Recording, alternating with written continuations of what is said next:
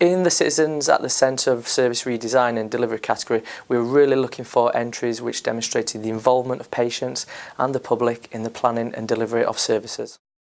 The Serenity Parents, Children and Young People entry from Aneurin and Bevan University Health Board.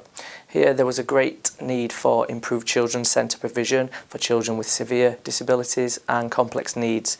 Services were highly fragmented and existing facilities totally unsuitable for disabled children with complex needs. A project team and a project board included parents, professional staff from across health and social care community and the Sparkle charity. A new centre was built which provided joined up services located under one roof. Parental priorities drove the development of the new service delivery model and the new building and have led to more holistic service for families. Of 300 families surveyed, 92% rated the way that they were treated in the new centre as either excellent or good. The Learning Disabilities Zone, Beginner's Guide to the Health Service, which is an entry from the Welsh Ambulance Services NHS Trust, was about accessing care in emergency can be an extremely anxious and worrying experience for people with a learning disability.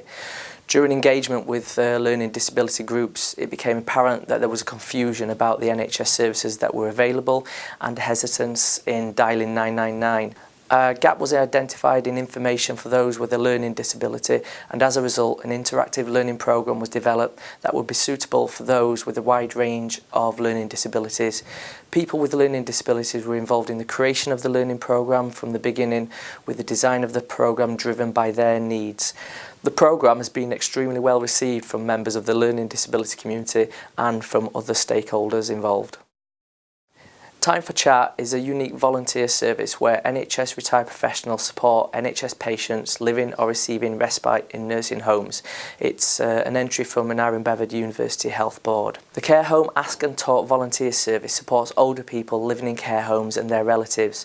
It's a collaborative project with volunteers from the NHS Retirement Fellowship working with independent nursing home providers, nursing home residents and their families.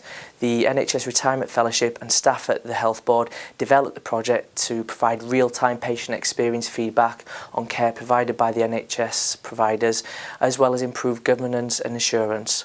Residents value the volunteers' visits as friends and a safe person to talk to. There is a strong, valued social relationship and trust established now. The project makes sure that people living in nursing homes are safe, well cared for and enjoy living there.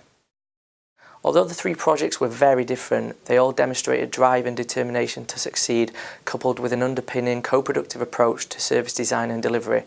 The projects exemplified patient and public involvement and demonstrated a true equity in the relationships between the professionals and the patients and the public. What I'd like to say to all the shortlisted projects is congratulations. You've done a fantastic job to be shortlisted for the award in this category because it had such a high standard of entries. These three projects and all the entries to this category show commitment and showing citizens are at the heart of improvement to services.